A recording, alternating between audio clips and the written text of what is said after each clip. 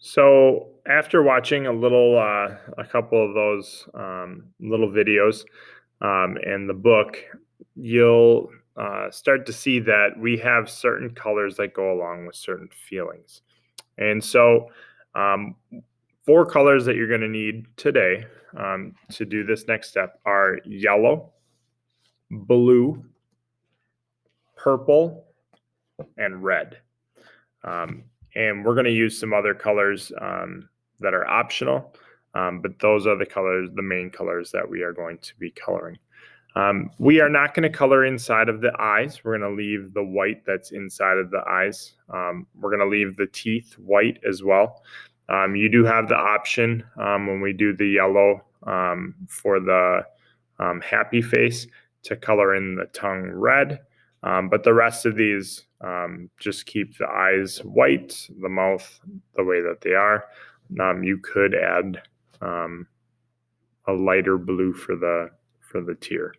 But anyway, so we're going to start with happy and go from there. So I'm going to clear those. Really simple coloring. Today it's more about you associating the color. And so happy being bright. A lot of people are happier when the sun is out and it's warm out. So that's a good way to kind of remember it. And so you can start coloring however you want, but we've been focusing a lot the last couple of projects on outlining and staying inside the lines. So smaller back and forth instead of long, crazy. Again, if you're annoyed by me saying that all the time, then that's good. That means I've been getting the point across. And so as we come closer and closer to the first report card, a lot of things that I look at is not who is the best artist, but looking at your first project, I will look at your first one and your last one, and I'll start to see whether or not we've started to kind of slow down, stay inside the lines. Are we noticing more things? So I don't just look at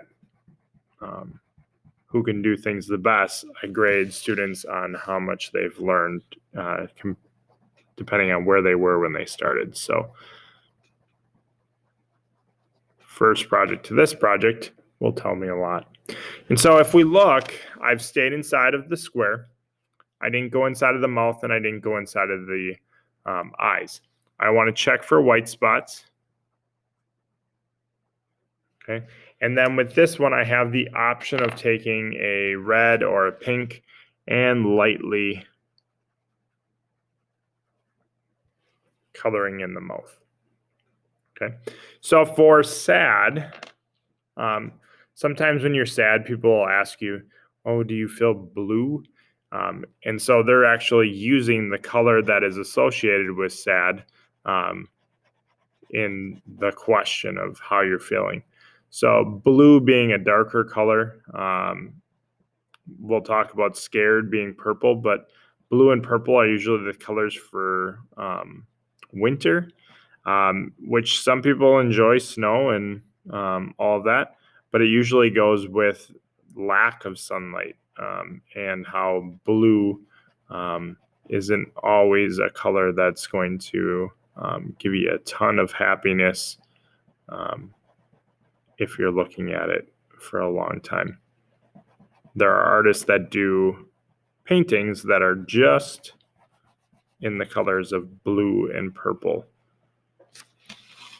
and they're dark, which no matter if you're doing a really happy story, if everything's blue and purple, it doesn't get that happy point across. So you'll notice when I'm coloring too, I am turning my paper so that I'm not reaching across and trying to split it into smaller areas. I think I'm going to leave the tear white, but you'll notice for this one, I could go right over the top of my nose and right over the top of my mouth. Next, we're going to go to mad. So think of it as flames. Think of it as something that's kind of building up like a thermometer or heat rising. Again, a lot of people don't know thermometers that had mercury. Maybe your parents do, but used to be this little red drop that would rise up this little glass stick. And so that's kind of how anger is. The more and more you have, the more and more things that bother you, the angrier you get. And so we're using red, and a lot of restaurants actually use red. If you remember in the Wednesday enrichment videos, the Get Smart with Art, red is something that draws your attention. But after you're sitting in a room with red, it'll actually start to get on your nerves. And it forces you out. So fast food restaurants use it a lot because it grabs your attention. You're like, oh, I'd like to eat there. And then after you're sitting in a room that has a lot of red, your body starts to kind of not panic, but get sick of it. And so then you get out, which makes that table open for the next person. So with this one, we have to watch out for that mouth. We're going to leave that white. So I'm going to outline this one. Outlining, meaning I'm getting right up next to that black line. I'm also going to outline along the edge of the circle. And then I got one other eye to outline. And then that just makes things easier. I can go straight across. And a lot of your faces are going to be really small. And so you can't really go fast. You can't do these long lines. So go nice and slow. All right. There's that one. And then the last one is purple for scared. There's a lot of people that argue different colors for scared. The more and more that I read, they associate it with purple. Inside Out did the movie and used purple. So again, that's the one color out of the four that people disagree on and think that there's other colors. But more people are saying purple, so that's what we're going with. So this one has some different eyes. It has that big mouth. So we got to be really careful. Again, outline it.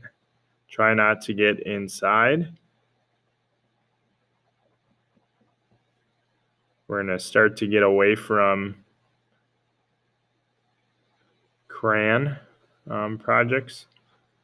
The next one, it'll be optional to use it if you have colored pencil or not. But we're going to start to get in some different projects. So get the practice with crayon because we might not be using it in a little bit. So there is my happy, sad, scared, and mad faces with the colors that are associated. Now I want to show you one other thing, and it's just optional. So if you have room and you'd like to do it, whenever I draw arms, I like to start out first with a rectangle that comes off of the body. Okay, and so our arms can go up or they could go down. For feet, I like to start out with the same thing. And when I do this on a square, we're looking like SpongeBob. After I have the rectangles for the arms and for the legs, I can add hands. So what we do, instead of, I know a lot of people do lines for fingers, what I like to do is I come out and I go around like this, and then I'm going to count. So I got one finger, that's going to be my thumb, 2, 3, 4, and 5. So we're going to try it again. Straight out this way. 1, 2, 3, 4, 5. Because we have 5 hands, right? Or 5 fingers, I mean. And then for shoes or feet, I just go down and then I go out this way and back around. And then I go from the inside down, out this way and back in. Okay. And with these, we don't need to add any more detail than we need to. Again, this is optional. It's just a good way to show you guys how to draw hands and feet. So I'm going to color these in. Happy is going to be a little bit more wavy and have his hands out.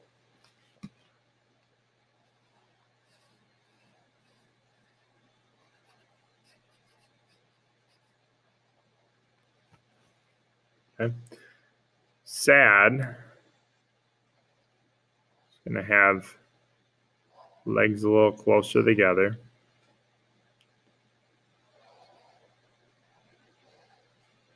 And arms are going to be closer to the body as well.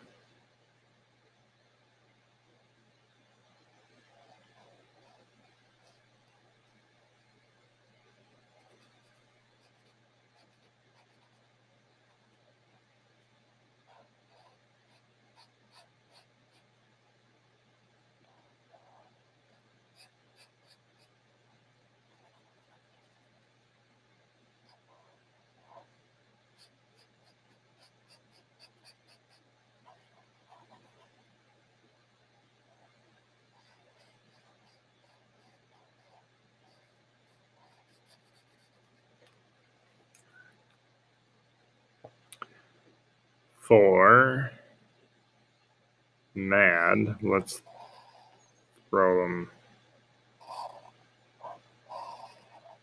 up.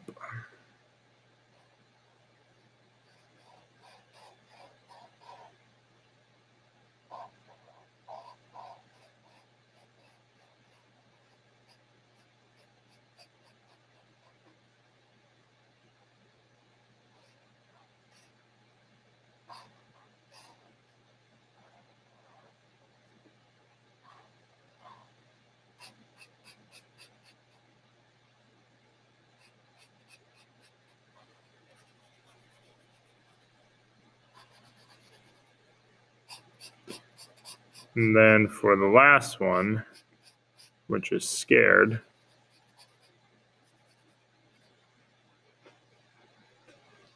probably be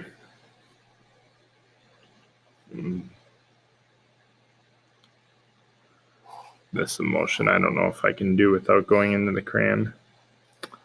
So we'll just keep them close to the body.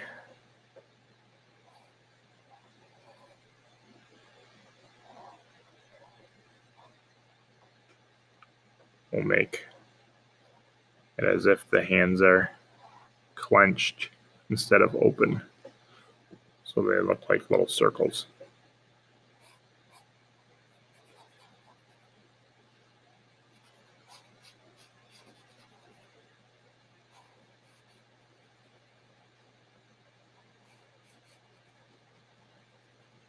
All right.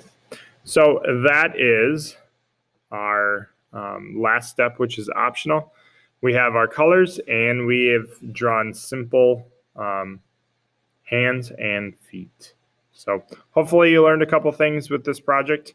Hopefully you can add them to your own drawings. And so if you could please submit this project down below this video. And next week we'll be starting our next project. Thank you.